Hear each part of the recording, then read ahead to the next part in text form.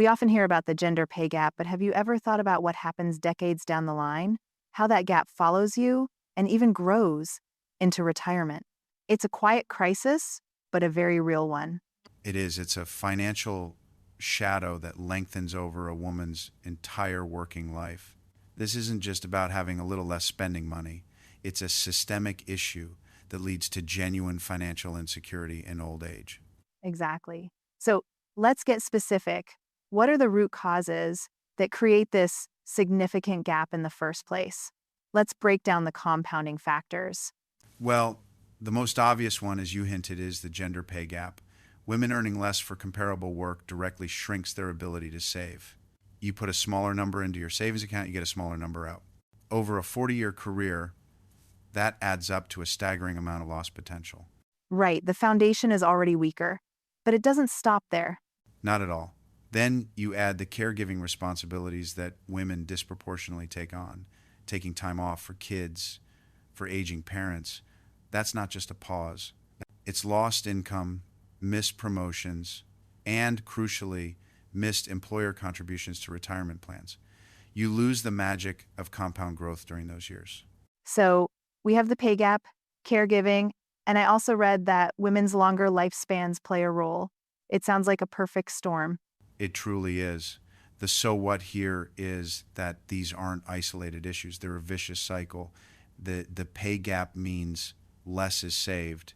Caregiving forces career breaks, which craters your savings potential and often pushes women into lower paying part-time jobs when they return. I see. And those part time jobs are often the ones without good benefits, right? Precisely. They often have limited or no access to employer-sponsored retirement plans, which is a huge barrier. Then add the final twist. Women live longer, so they need more money for more years, but they've been systematically set up to have less money from fewer working years. It's a compounding disadvantage. A compounding disadvantage indeed. It paints a grim picture, but it's not hopeless.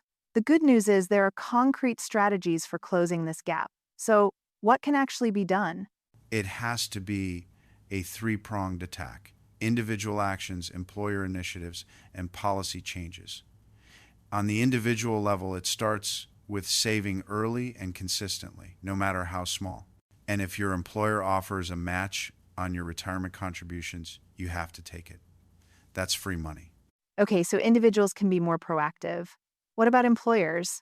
Their biggest role is promoting genuine pay equity. It's foundational. Beyond that, they need to expand access to retirement plans, especially for part-time workers who are disproportionately women. Things like automatic enrollment can make a huge difference. That makes sense. And finally, what about the policy side? This is where we support the caregivers. Policies like paid family leave and subsidized childcare aren't just social issues, they are economic necessities. They help prevent those career breaks from turning into financial sinkholes. Absolutely. It's about building a system where women's financial security in retirement isn't an afterthought, but a guaranteed outcome. We've covered the problem and the solutions. So, if you had to boil it down, what are the absolute key takeaways for our listeners? I'd say there are three. First, the gender retirement gap is real and significant. Women retire with far less money than men. Second, this is driven by a perfect storm of the pay gap, caregiving duties, and women's longer life expectancy. And finally, fixing it requires a collective effort. Individuals must save strategically, employers must ensure pay equity and access to plans, and governments must create policies that support caregivers. It's a solvable problem, but everyone has to be part of the solution.